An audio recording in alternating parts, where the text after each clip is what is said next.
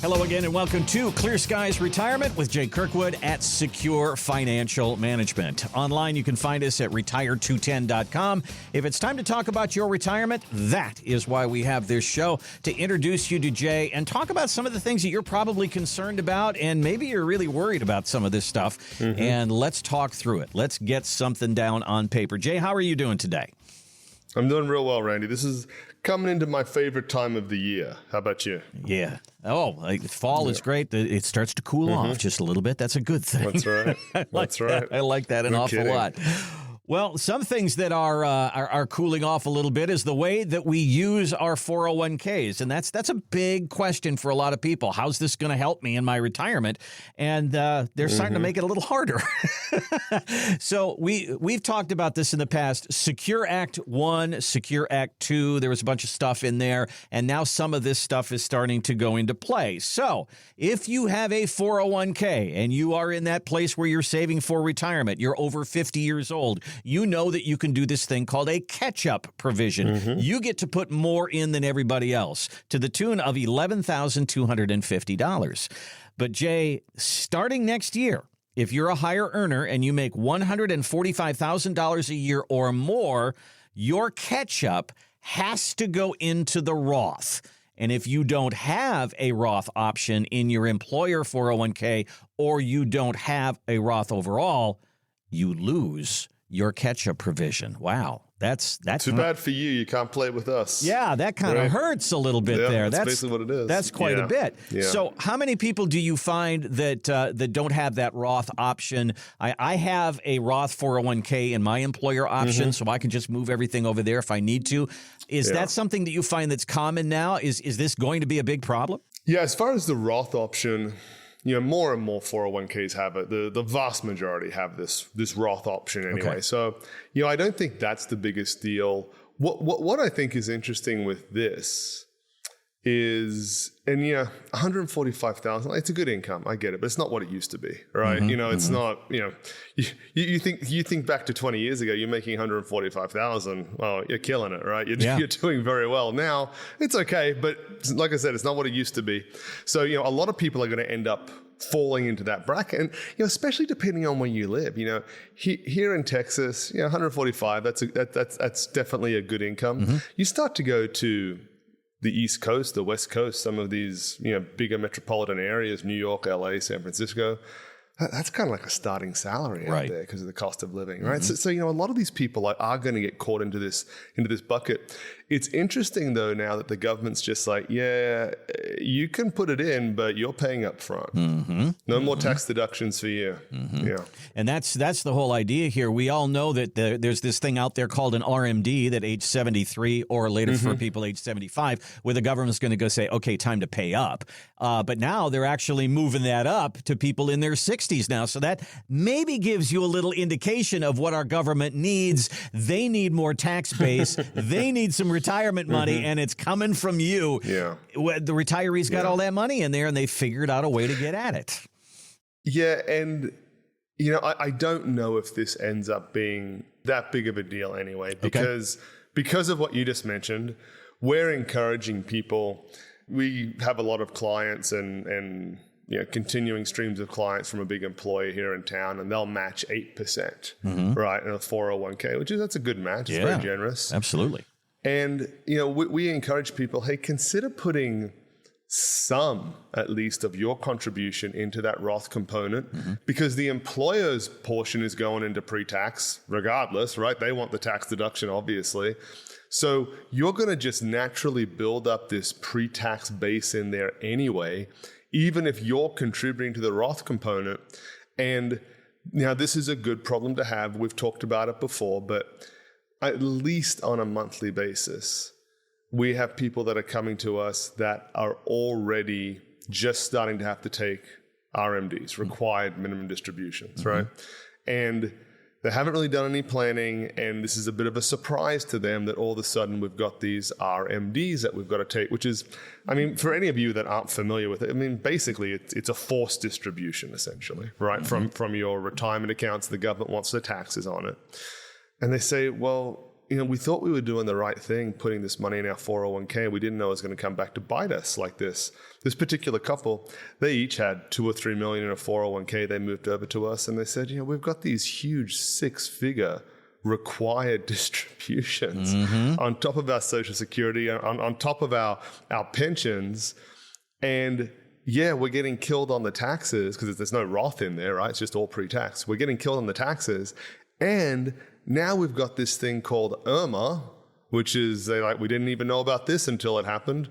But basically IRMA is a surcharge you're going to have to pay on Medicare once your income's over a certain amount in retirement. It's a compounding problem, and you either need to get ahead of it with planning or get way ahead of it while you're still working and start making those Roth contributions. Well, when people get into that situation where they have really large RMDs, that brings up another problem. It's like, what do I do with this money? So I've got my Social Security, I've got income all built in, and now my 401k is kicked in. What do I do with this? So, I mean, there's gifting. That's right. I mean, you can plan for long-term care, I guess. There's insurance. There's all sorts of different things that you can do there. I mean, what do people usually do? Because the idea of taking the money out and then maybe putting it back in the market, that doesn't make any sense either, because now you're going to have capital gains tax. You're going to pay tax on this twice. Yeah, it's we always tell people, look, there's always some sort of problem with retirement. Either you don't have enough money or you got plenty of money, but now you got the tax problem, right? Like there's always something that has to be managed with that. So a lot of our clients are actually doing what you mentioned, is that there's, as you get older, you start to realize a bit more, I might end up in a long-term care situation. I sure hope I don't, but the statistics, kind of read out that a lot of us will end up in something like that. And they'll use a portion of their RMDs to fund some long-term care. It also might be, hey, I want to leave a legacy. I want to leave something to my grandkids, my children, whatever it might be. And we can plan out investment strategies around that as well. So there's a lot that goes with that 401k. Seemed like a great thing. Hey, we're replacing the pension. Look what we're doing for you. And now you're in charge of your money. And now all of us are getting to this point now where we're going to use this thing and we go, ooh, there's some strings attached here. So there are things and strategies that we need to talk through when it comes to your 401k. So many of us, that's going to be our biggest retirement asset. Let's have a strategy for it. Give Jay a call. Let's talk through it and find out what the options are for you. Are you headed for a tax problem? Can you head some of it off now? What do you do with that extra money when the RMDs come? Lots of questions. Let's get them answered for you. Here's our website and our number, retire210.com. Pretty simple. Retire210.com. Down at the bottom of the page, a place for you to put some information in there. Jay and the team will reach out to you. Let's start the conversation. It's a no-cost, no-obligation meeting. Or you can just call us at 210-985-6200. Again, 210-985-6200.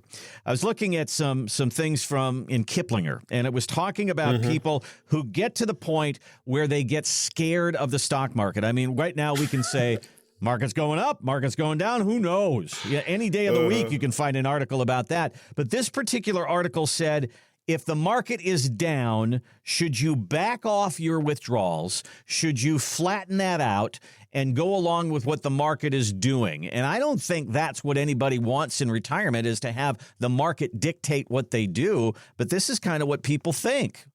Times are bad, I'm going to cut back. Well, what the good news is with this, Randy, is if the market's down, well, then you can just call the electric company or AT&T or whoever it is and just tell them, hey, the market's down, so no payment this month. We'll recheck it, right? Maybe then. That doesn't work. Yeah. But yeah, it's, who wants to go into retirement and just say, well, maybe this month I can eat, maybe this month I can't. Yeah. And like a lot of the stuff that we talk about, what it comes down to is that there has not been a plan established for what do we do when this happens, because it's not a question of if the market does go down, I'm going to have to, it's when it goes down, because it will happen. And so there hasn't been a good plan put in place here. There hasn't been strategies or buckets of money, or however you want to describe it, implemented to deal with it. That's what the situation is.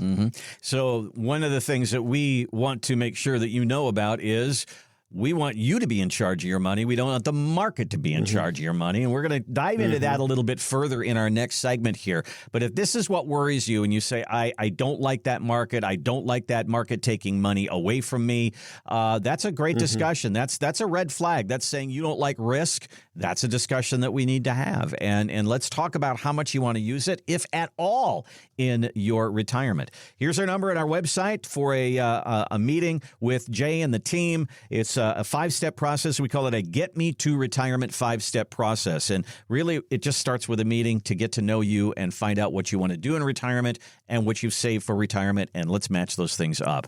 Here's the number. Here's the website, retire210.com. Again, retire210.com or 210-985-6200. All right, so Ray Dalio, that name may not mean anything to anybody right now that's listening, but he is the CEO of Bridgewater, and he and his company manage about $90 billion of people's money. So he's got some experience here. So he's in the financial news, and he said, in retirement, we all have to be a smart rabbit with 3 holes. He says, every smart rabbit has 3 holes. Chinese proverb, a smart rabbit has 3 holes. So I thought about that and I go, okay, I get it. So when things go wrong, the rabbit needs options on where to hide. So financially speaking, we were just talking about the stock market going down. Do you have 3 holes for your clients to duck into, or what would those holes be? What the safety places for people? What do you say? Yeah, well, this leads really well into what we just discussed, right? About if the market going down upends your whole plan, you probably are not that smart rabbit, right? You probably don't have 3 holes set up like that. I mean, really what he's talking about here is optionality, right? I mean, this applies to so much in life, not just your investing. I was flying out to Houston the other day and my dad's visiting, so he came along with me. And, it's 55 minutes to fly out there. So it's not like it takes a long time. It's just a short hop.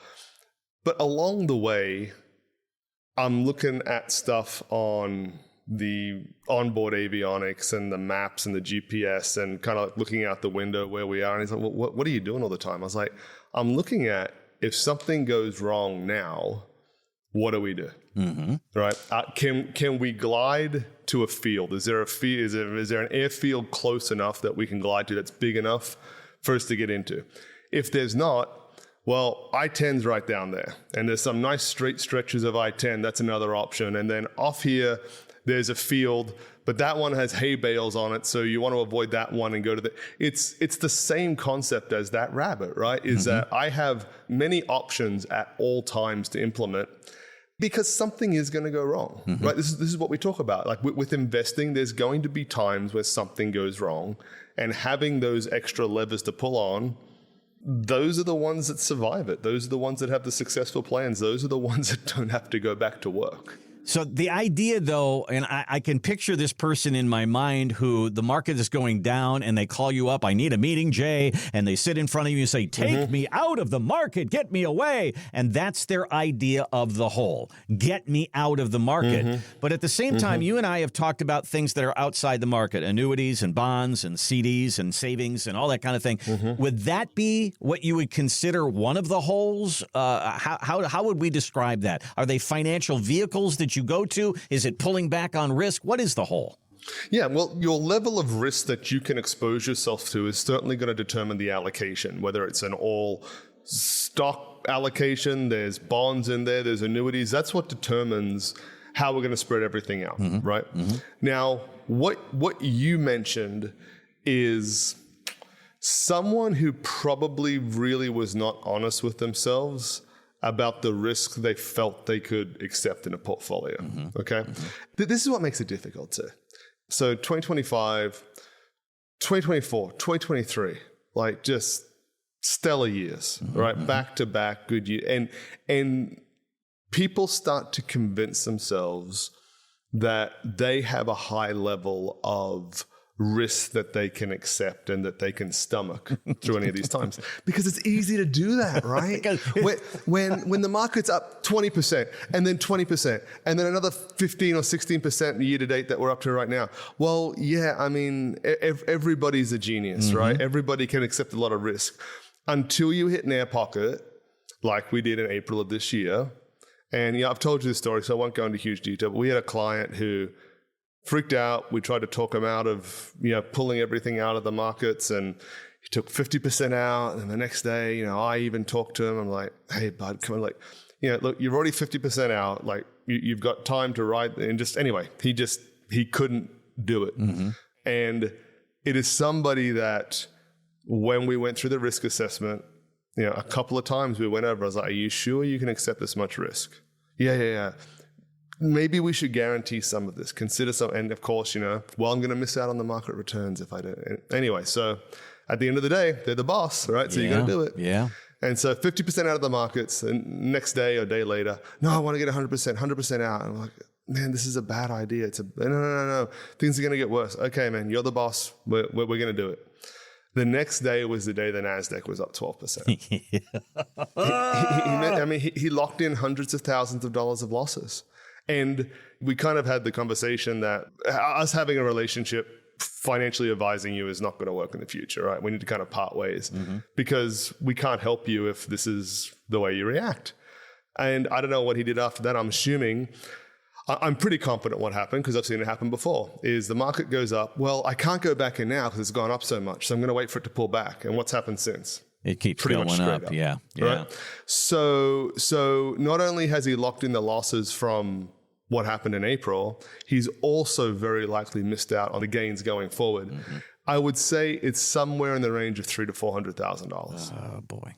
That he's missed out on, right? That hurts. And so coming back to this idea of three holes or options, whatever you want to talk about it, right, is having those other optionalities, having things diversified. Maybe you don't like annuities, all right, bonds, whatever it is, right? Not having everything in one bucket there, it is going to allow you, not just from a financial planning perspective, but also from just a mental, a sanity sort of perspective, that when we have these big drops in the market and we have a year where the market's negative, that you feel confident staying in and riding that out.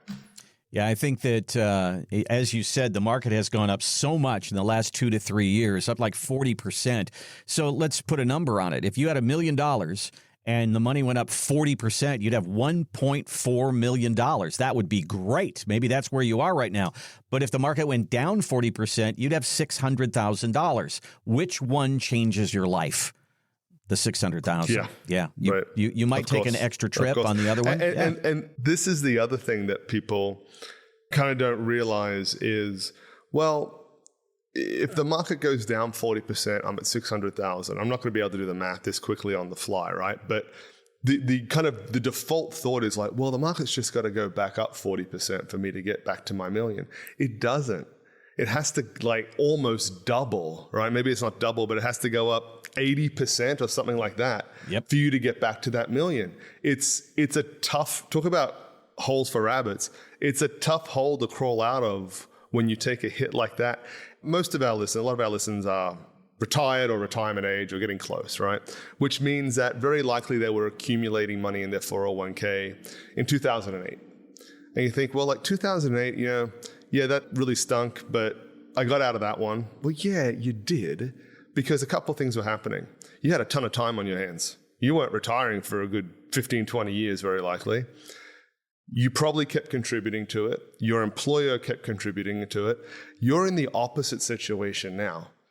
You're not contributing to it. And in fact, we've already talked about this, is very likely you're drawing down on it. So you're compounding the problem when we have these big, either temporary air pockets in the market, or whenever we get into one of those prolonged down markets, because that's going to happen at some point. Give Jay and the team at Secure Financial Management a call. Let's talk through your retirement and really drill down on how you feel about that stock market. And putting real numbers with it really does help sometimes. You say, oh, I can handle a 15% decline. Well, that means you're going to lose $250,000. How you feel about that? Oh, really? Yeah. When you put numbers with it, that's what it makes it real. Let's have a real discussion about your retirement. Retire210.com is our website, retire210.com, or 210-985-6200. 210-985-6200 will get you through the Get Me to Retirement 5-step process. It starts with a meeting where we just get to know you and find out what you've done for retirement, what you want to do in retirement. Let's put the money with the dreams. That's the whole idea. 210-985-6200. And speaking of people getting into retirement, a lot of people get to this point in their life between 60 and 65, and they don't know what to do next. They've been good savers, but they don't know what the next step is. So that the people at Allianz say we have a retirement confidence recession going on right now. Listen to these numbers. I'd believe it. Yeah, 47% of people in retirement don't have a written plan. 53% believe that my 401k, I got one of those, that's enough. 45% don't know how they're going to turn their savings into income, and nearly 60% have no idea how to prepare for retirement and what to do next. So, I mean, somebody's listening to us right now and they're going, I know I need to do something. I have no idea. Maybe this guy's got an answer for me. Jay, what do you say to that person who is sitting there kind of at a quandary? They have no idea where to go next. Well, this is what I would say is I think from decades of dealing with people and experience and kind of helping people go from work life to retirement, these numbers are complete BS, Randy. They are no way near that high. So 47% don't have a written plan, which means 53% are saying that they do. And that doesn't square with a lot of the numbers, right? Does it? Yeah. There is no way that's true. Mm-hmm. That figure would be less than 5%. Wow. That actually have a written plan. Now, maybe these people are saying, oh, well, I've got a budget. Well, a budget's not a financial plan, firstly. 50% of people don't have a budget either. But, you know, are they talking about a budget? And the numbers don't add up because it's saying 50% of people have a plan, but then 60% say they don't know what to do. Well, what sort of plan do you have if you still don't know what to do after that? So, you know, when they say it's a confidence recession, this is the side of it that just, it drives me crazy, is that there's a confidence recession and there's an easy way to resolve the issue. Mm-hmm. It's just doing a bit of work, right? It's just getting some financial planning done so you can see this is what I have and this is where I'm trying to go to. This is what this reminds me of. Any aircraft you're on, right? If you're flying Southwest, you're flying with me, whatever it is. Part of the aircraft is called a pitot tube, right? So most people don't know what a pitot tube is. It might be the first time you just heard it, actually, Randy. So a pitot tube is basically, it's a device that measures the airspeed, right? So you know how fast you're flying. Okay. And that's pretty important when it's coming to taking off, because you don't want to take off before a certain speed where you've got enough lift for the plane to fly. And when you're landing, you want to be on a stable approach at a certain speed. So it's very important, okay? Now, I don't want to go into too much detail, but basically it's just air kind of passes through this pitot tube as you're moving, and then it calculates the speed. Well, when the plane's not being used, like when mine's in the hangar, the first thing I do when I get back is I put a cover over that pitot tube, okay? So you want to cover it so, you know, if you're going to be away for a little while, like insects don't get in there and build a nest or anything that would obstruct it, so you want to put a cover on it. And what happens every now and then, as dumb as this sounds, is you will get a pilot that takes off and he leaves the pitot tube on, the pitot tube cover on, right? So he's going down the runway and takes off and there's no airspeed indicator. What's going on? Maybe it gets real bad and he gets airborne and he has no idea what speed he's flying at. You'd think you'd be able to just kind of like tell, like when you're in the car, like, oh, I'm going fast, I'm going slow. It's different when you're up there, right? There's not as many reference points for you to see how fast you're going. It's a dumb mistake, because if you're doing your planning before you take the plane, you should be checking several things, right? Check the oil, check the fuel. Well, one of the check items is take the pitot cover off, right? It's pretty simple. It's a lack of planning and discipline that's been done. That's what this is, right? That's what we're talking about here is it says it's a retirement confidence recession or crisis, whatever you want to call it. Yeah, it is, because you have no idea what your situation is and how you're going to implement it, right?